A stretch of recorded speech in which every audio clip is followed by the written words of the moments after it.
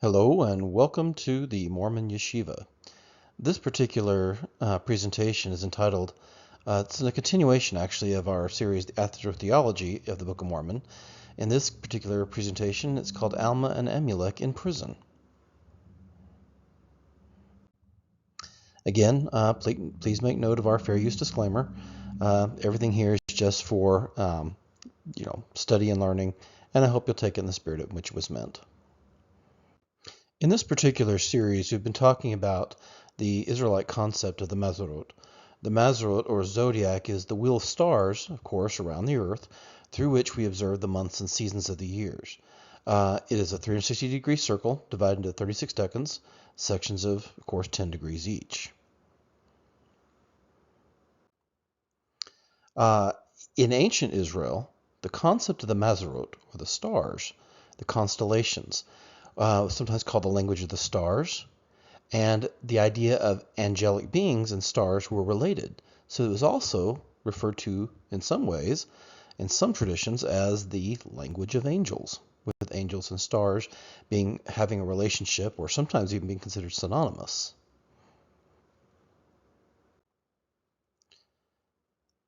In this particular presentation, we're going to take a look at some of the astrotheological symbolism with Alma and Amulek in prison in the book of Alma, starting with Alma 14. The Book of Mormon is actually filled with astronomical or astrotheological symbols. The language of prophecy is the language of symbols. So it is important that we understand that many of the things that we're reading, that we read often right over, actually carry a much deeper meaning. And if we slow down and pay attention, some of this symbolism begins to rise to the top, and we begin to see additional or multidimensional information that was encoded into the text. Remember, the Book of Mormon is a sealed book. In Israelite concept, it is sealed because it is encrypted. In other words, it is packed with many different teachings on many different dimensions, whether it be astronomy, mathematics, biology, language, you name it. The ancients knew what they were talking about, and they gave this gift to us. So let's take a look at Alma 14. Specifically, I'm going to hone in on a particular verse, verse 29. Now, in this particular section here in Alma, if you go back and read the chapter, Alma and Amulek were preaching the gospel of Jesus Christ to many of the chief judges in this particular area, and they were thrown into prison.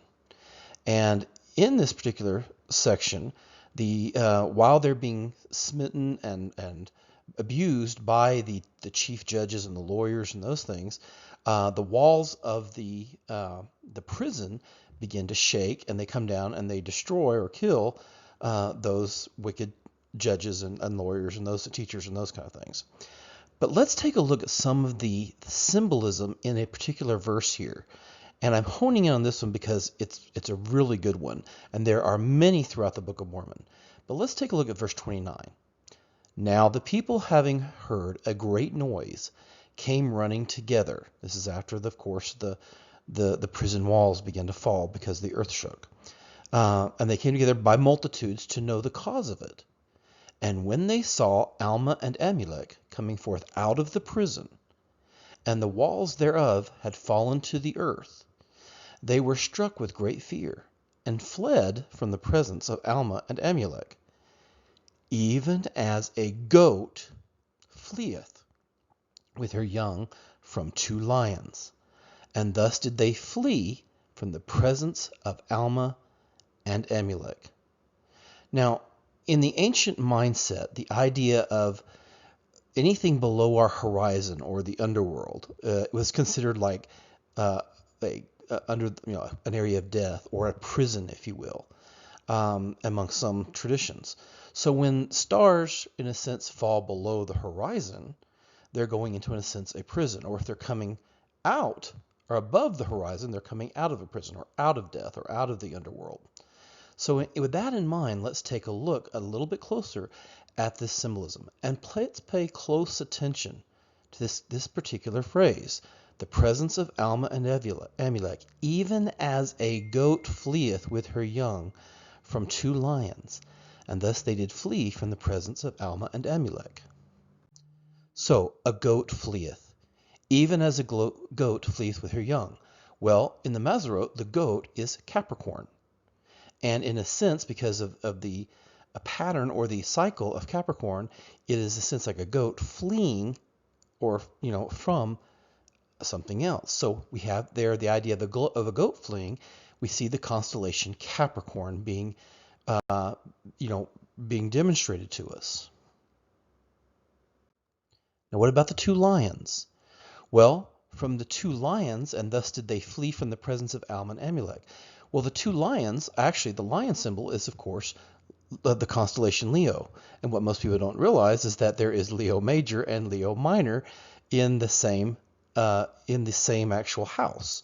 So you have 2 lions, and now notice how it draws the parallel. Alma and Amulek, 2 lions. Alma, Leo Major, Amulek, Leo Minor. So we have the constellation of Leo, the 2 lions, and the goat are fleeing from them. Now, what does that mean? Well, let's take a closer look. So when we look at the Book of Mormon, especially as we look at this particular section, we also want to look back at verse 23, because the Book of Mormon also gives us dates and numbers in sequence to give us markers. So in this case, if we read verse 23, and it came to pass that after they had suffered, meaning Alma and Amulek in the prison, for many days, and it was on the 12th day, and in the 10th month, and in the 10th year of the reign of the judges over the people of Nephi, that the chief judge over the land of Ammonihah, and many of their teachers and their lawyers went in unto the prison where Alma and Amulek were bound with cords. So if we look at the 12th day of the 10th month, which the closest we get to in our society, in our culture, would be like December, it being the 10th month, Deca, 10th.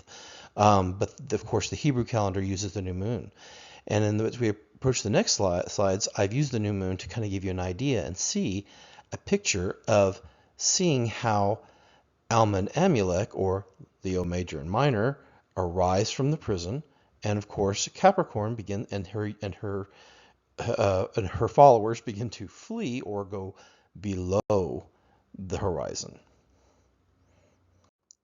So in a sense, what the Book of Mormon is doing is it's giving us an astronomical picture here. In Leo Major and Leo Minor, when they are below, the horizon, they are in prison. Alma and Amulek in prison. In that particular time frame, in that 10th month on the 12th day, Capricorn begins to fall below the horizon. In other words, it begins to follow the earth, and they are slain, or they die and go into the underworld. So in this case, here Capricorn is being equated with the chief judge and lawyers and etc., those guys who are killed.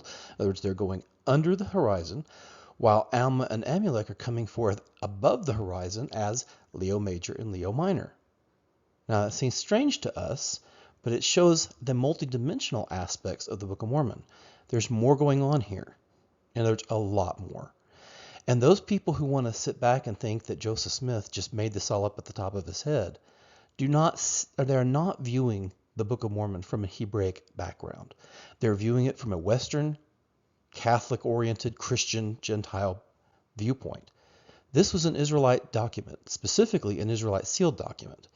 So understanding how to approach the Book of Mormon and experience the Book of Mormon from an Israelite point of view begins to open up entirely different dimensions that we begin to see that is sitting there in the Book of Mormon, waiting for us to discover.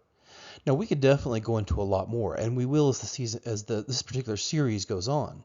But I will begin to bring out other astrotheological or astronomical scenes that are being portrayed. Now, why? Is it because the literal story is not true? Not necessarily. Actually, you do have the literal story that you're meant to understand and take. But you're also to understand that the story is written in such a way to capture other ancient knowledge and information that they wanted us to have. This is why the Book of Mormon is truly a gift, because as we seek for these precious gifts that are encoded into the book, then we begin to see the depth of the knowledge that God is attempting to restore, the knowledge of the heavens that was given to Abraham, as passed down, in this particular case, through the remnant of the house of Israel, and in this case, the Nephites. So I hope you've enjoyed this and take this again in the spirit which it was meant, and have a good evening.